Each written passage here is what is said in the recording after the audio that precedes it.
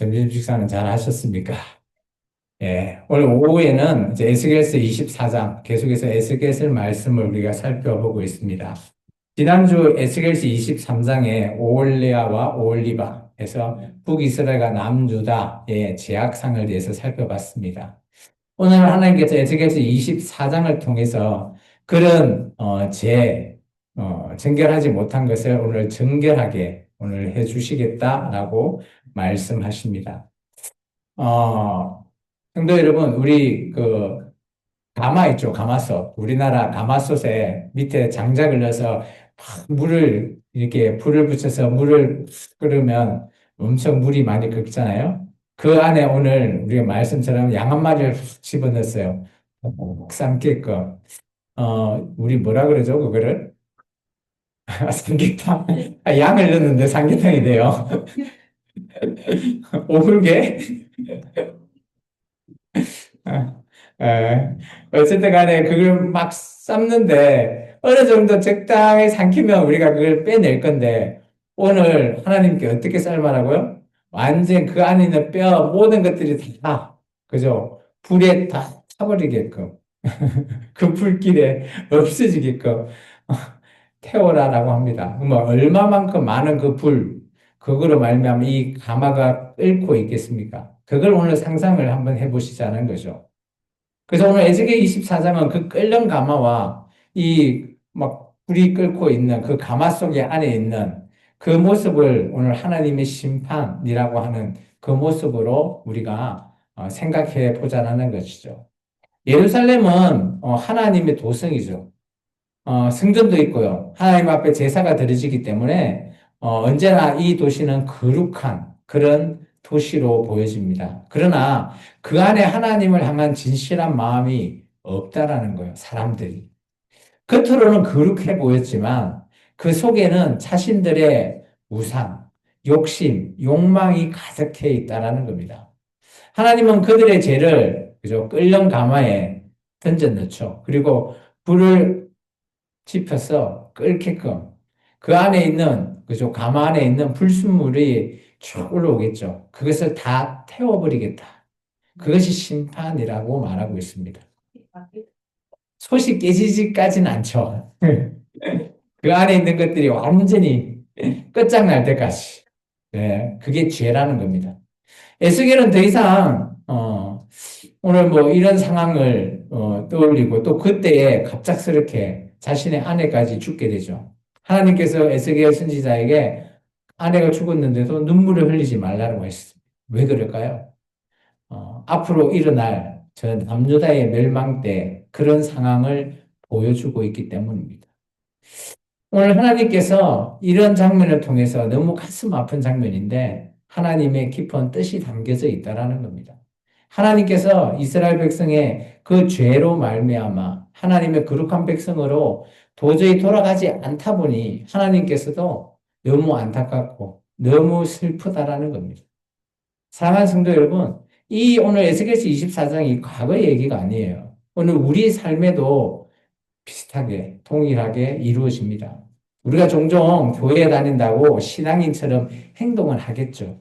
그런데 우리 마음 안에 오늘 오전에 예배처럼 그죠? 우리가 순종하지 않으면 주님이 내 안에 없으면 우리는 우리 내 마음 안에 나의 욕심, 나의 교만, 나의 탐욕이 자리 잡는다라는 겁니다.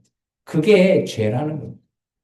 다른 사람들은 그죠? 오늘 뭐 우리를 보고 거룩하니, 구원받니, 뭐 이렇게 말할 수는 있겠지만 오늘 하나님이 보시기에 우리를 그렇게 판단해 주셔야지 우리가 구원을 받지.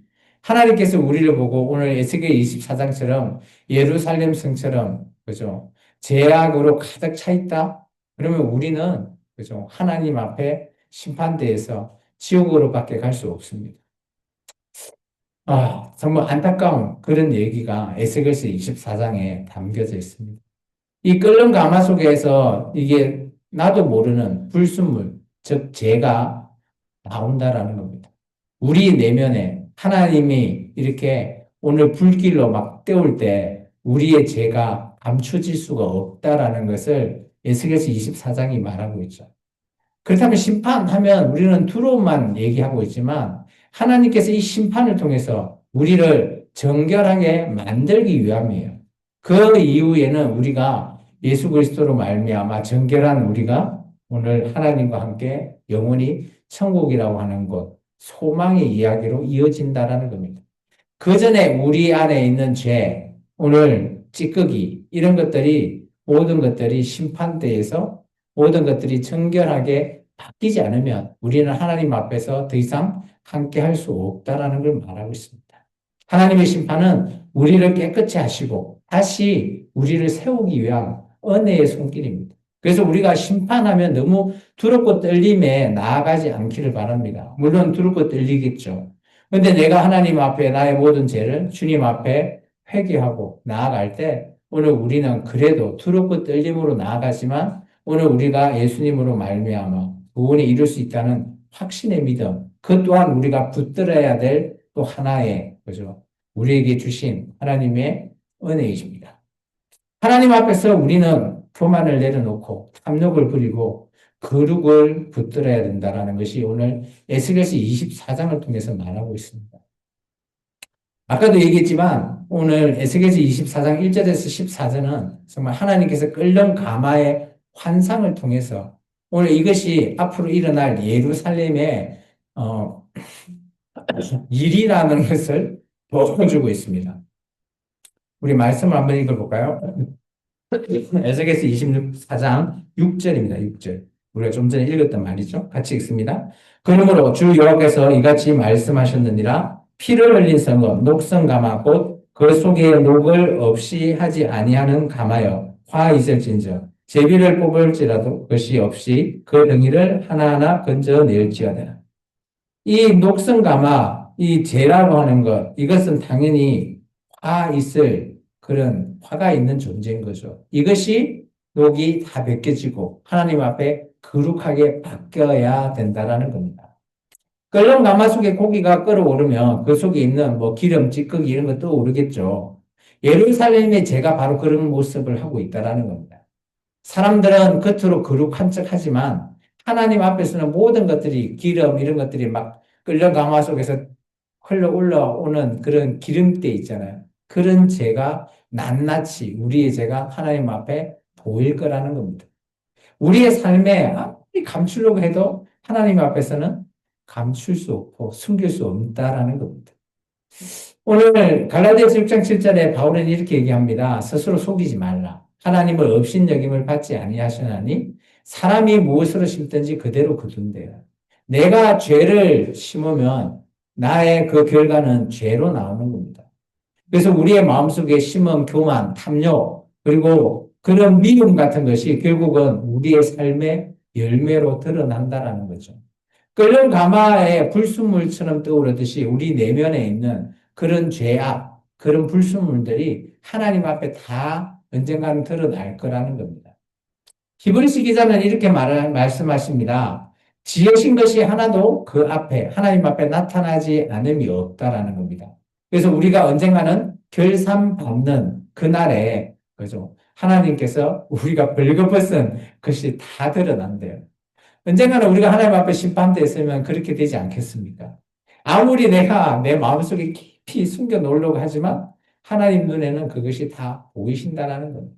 우리가 감추려고 하는 것, 물론 사람한테는 들키지 않겠죠. 근데 하나님은 우리의 그런 마음의 어두운 곳에도 하나님께서는 이미 다 알고 계신다라는 겁니다. 사랑하는 성도 여러분, 오늘 이 말씀은 우리에게 두려움을 주는 말씀이 아니에요. 정반대입니다. 오늘 이 나의 죄를 내가 모든 것들 드러날 때 나는 이제 하나님 앞에 은혜 받을 수 있는 기회에 나설 수 있다는 거예요. 하나님께서 죄를 드러내시는 이유가 뭘까요? 우리를 정죄하고 그냥 내려고요? 그거 아니에요. 정죄하기는 위함인데 그로 말미암아 우리가 회개하고 하나님 앞으로 돌아오는 우리를 만나기 위함. 끓는 가마 속에서 불순물이 제거되듯이 우리의 삶 속에서도 그죠? 하나님 앞에 우리가 깨끗해질 수 있는 그 길, 오직 예수 그리스도의 그 길밖에 없습니다. 그래서 오늘 우리는 하나님 앞에 숨길 것은 하나도 없는 그런 삶을 살아야 되는 거예요. 잘 보시면, 뭐, 여러분 친구 중에 막 비밀이 많은 친구들 많죠? 그런 친구들 보면 막 사람들한테 막 이중 삼중으로 막 이렇게 비밀을 만들었는데 나중에는 막 들켜버려가지고 그죠? 난처할 때가 많을 겁니다. 그런 비밀조차 우리가 사람한테는 잠시는 속일 수 있겠지만 언젠간 드러나죠. 그리고 우리가 하나님 앞에 속일 수 있다? 절대 그럴 수 없다라는 거. 애당초 비밀 만들지 마시기 바랍니다. 아멘입니까? 두 번째, 오늘 에스겔을 통해서 선포한 이 말씀은 경고가 아니라 이미 이루어진 그죠? 선포된 말씀이에요. 우리 24장 14절 같이 한번 읽어볼까요? 에스겔서 24장 14절입니다. 나 여호와가 말하였은즉 그들이 이루어지리라 질지라 내가 돌이키지도 아니하고 아끼지도 아니하며 뉘우치지도 아니하고 행하리니 그들이 내 모든 행위대로 너를 재판하리라 주 여호와의 말씀이니라. 하나님께서 오늘 말씀에 무게 보이죠. 나 끝까지 이 일 재판하고 끝낼 것이다라는 거죠. 이 재판이 뭘까요? 이 예루살렘, 그렇게 보이는 예루살렘의 멸망을 재판하겠다라는 겁니다. 예루살렘은 오랫동안 하나님의 경고를 들었죠. 근데 길을 막고 있었어요. 자기 좋은 쪽으로 해석한 겁니다. 우리 이 예루살렘에 성전이 있는데 하나님이 우리를 멸망시킬까? 절대 그럴 수 없을 거야. 이런 오만한 마음, 교만한 마음이 있습니다. 아직까지도 성전에 하나님이 계시니까 지금은 괜찮겠지. 이런 안일함 속에 살아가는 거예요. 오늘 이게 이 당시 예루살렘만 문제일까요? 오늘 우리 교회도 마찬가지예요. 내가 교회를 다니니 이제 나는 천국 갈 수 있어. 그거는 우리의 무지함이자 안일함입니다. 그런 모든 것들을 버려야 될 때입니다. 그리고 길을 막고 내 생각대로, 내 옳은대로, 내 마음대로, 내 판단대로 살지 마시라는 겁니다. 그거는 오직 내 생각이지 하나님 뜻이 아니라는 겁니다. 이사야서 55장에 이렇게 말씀하고 있습니다. 내 입에서 나가는 말도 이와 같이 헛되이 내게 돌아오지 아니하고 나의 기뻐하는 뜻을 이루며 내가 보낸 일에 형통하리라. 이 말은 오히려 하나님 내 입, 하나님에서 나온 말씀은 그죠? 헛된 말씀이 하나도 없다라는 거예요. 하나님의 말씀은 공허한 메아리가 아니라는 거죠. 반드시 그 말씀이 이루어지고 그 계획이 성취된다라는 말씀입니다. 그래서 우리가 붙들어야 될 말씀은 세상의 말이 아니라 하나님의 말씀이라는 거예요. 마태복음 24장에 예수님이 이렇게 말씀하셨습니다. 천지는 없어질 수 있을지언정 내가 한 말, 예수님이 한 말은 없어지지 아니하리라. 하나님의 말씀은 없어지지 않는다. 세상은 변하죠. 10년이 지나면 강산도 변하고 다 변할 거예요. 지금 우리 강주도 그러지 않아요? 이제 전남하고 전남 강주 특별시가 됐어요. 순간 몇 달 전에는 전남 강주 떨어져 있는데 이제 특별시 됐잖아요. 바뀌긴 하겠죠. 이게 안 바뀌라는 거 아닙니다. 그런데 세상은 다 바뀌죠. 권력 재물도 바뀌고요. 그런데 하나님의 말씀은 진리라는 거 변하지 않는다. 그럼 우리가 붙들어야 될 게 뭡니까? 바로 하나님의 말씀. 우리는 흔들리지 않는 이런 기초를 세워야지. 그래서 세상이 막 바뀌고 해도 우리의 마음은 흔들리지 않는다. 그 기초가 뭡니까? 바로 말씀 위에 서는 겁니다. 사랑하는 성도 여러분, 하나님의 말씀은 심판을 말씀일 수도 있고요. 때로는 우리가 지쳐 있을 때 위로를 주는 말씀일 수도 있습니다. 근데 공통점이 뭔가 알아요? 공통점은 하나님의 이 말씀은 반드시 성취되는 겁니다. 그러므로 우리가 말씀을 가볍게 여기면 안 된다는 거예요. 오늘 들은 이 말씀이 내일의 현실이 될 수도 있어요. 하나님의 약속은 반드시 이루어지고 하나님의 경고가 우리의 현실이 될 수 있다라는 말씀이에요. 이거는 3,500년 전의 말씀인데 뭐 지금 2026년에 살아가는 우리한테 현실에 적용이 된다고요? 된대도요. 그게 하나님의 진리의 말씀이라는 겁니다. 이거는 시간, 때를 가리지 않는 그것이 바로 하나님의 말씀입니다. 세 번째, 성도 여러분, 에스겔서 24장의 선지자의 삶은 정말 조금 이 당시 에스겔은 바벨론 포로에 잡혀 있지만 이제 함께 갔던 아내마저도 죽어버렸어요. 근데 오늘 말씀해 보면 그 아내를 위해서 눈물을 흘리지 말래요. 개인적으로 얼마나 안타깝습니까? 슬프죠. 그런데 하나님께서는 왜 그럴까요? 조금 있으면 예루살렘이 무너질 거라는 거예요. 멸망당할 때 그때 백성들이 슬퍼할 겨를도 없을 거라는 거예요. 이 하나님께서 이미 예루살렘의 멸망을 예언하시고 그때의 슬픔을 에스겔 선지자의 자기의 아내의 죽음을로 한번 느껴봐라라는 겁니다. 참 하나님께서 이렇게 보면 너무 좀 그러신가요? 근데 하나님은 더 큰 슬픔을 갖고 있습니다.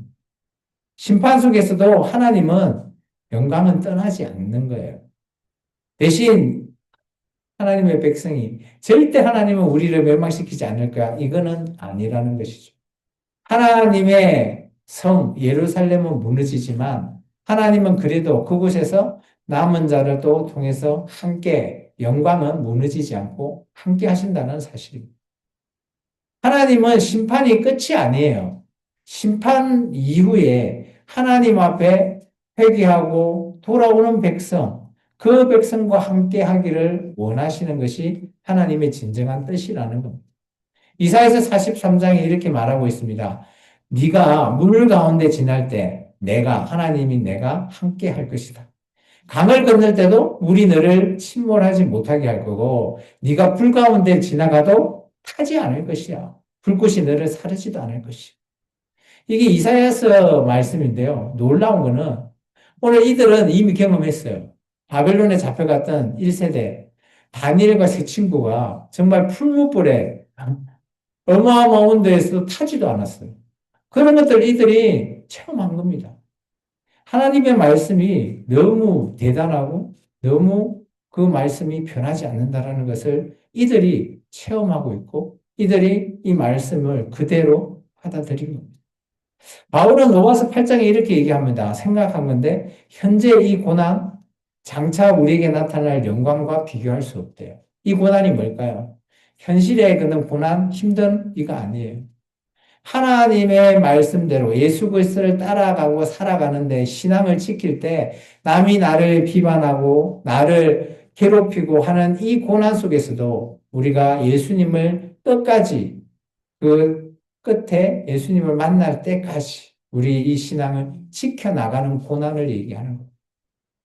에스겔은 그저 단순히 개인적인 이 아내를 잃은 슬픔, 물론 거기 있겠죠. 그렇지만 하나님께서는 더 큰 그거로 말미암아 영광의 도구를 사용하셨습니다. 현재 일어나는 이 고난, 눈물 속에서 이 고난, 그래도 앞으로 장차 네가 어떻게 나아갈 것인지를 보여주고 있습니다. 성도 여러분, 우리는 때로 하나님의 말씀이 이해가 안 될 때가 너무 많아요. 그죠?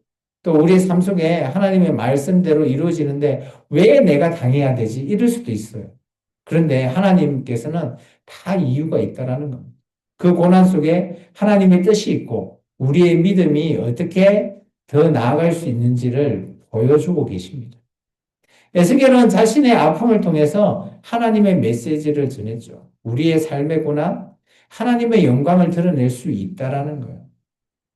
우리가 힘들지 않고 우리가 애타지 않으면 우리가 하나님을 잡지 않될 그런 조건에 우리를 몰아넣을 수도 있어요.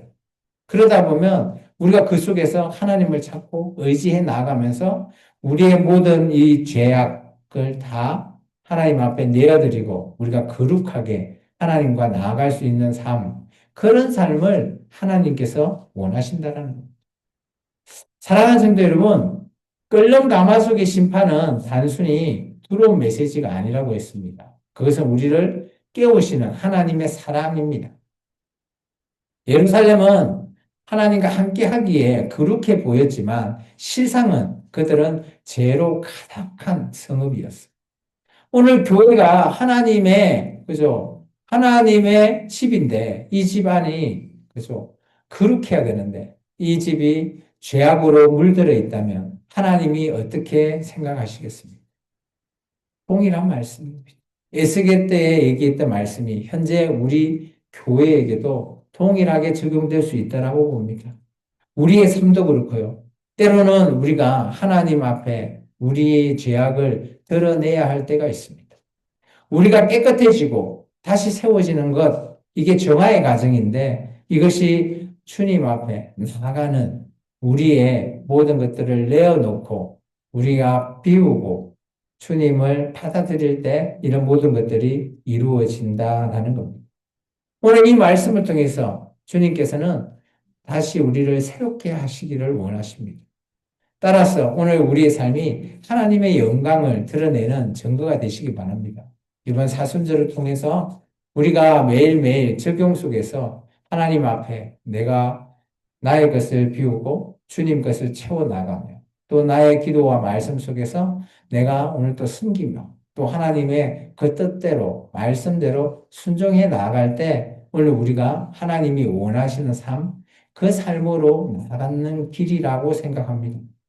정말 구약의 말씀이나 신약의 말씀이 뭐 시간이나 대상이나 형태는 좀 다를 수 있지만 하나님의 말씀의 측면에서는 거의 동일한 말씀으로 이어져 있습니다. 지금 우리에게도 마찬가지죠. 따라서 우리가 하나님의 이 말씀을 우리가 변치 않는 이 말씀을 온전히 붙잡는 것 그것만이 유일한 길이라는 겁니다. 이제 한 주간에 우리가 또 삶이 또 새롭게 시작됩니다. 내일부터. 또 열심히 또 직장에도 나가서 일하시고 또 열심히 살아갈 때 또 그 속에서 우리가 기도하고 그 속에서 하나님의 말씀을 하나하나 붙들어 나갈 때 정말 우리의 삶이 주님께서 원하는 그런 삶이 아닐까 저는 생각해요. 물론 내가 힘들다고 놓아버려야지 할 수도 있겠지만 그래도 이 사순절 기간 한 말씀이라도 좀 붙들고 또 하나님 앞에 뭐 잠깐이라도 기도하면서 하나님을 또 생각하고 예수님을 통해서 우리가 여기까지 왔으니 오늘 우리의 삶이 정말 주님께 내놓는 삶, 그런 삶으로 한번 한 주간을 살아내시는 저와 여러분의 삶이 되기를 주의 이름으로 축원합니다. 기도하겠습니다.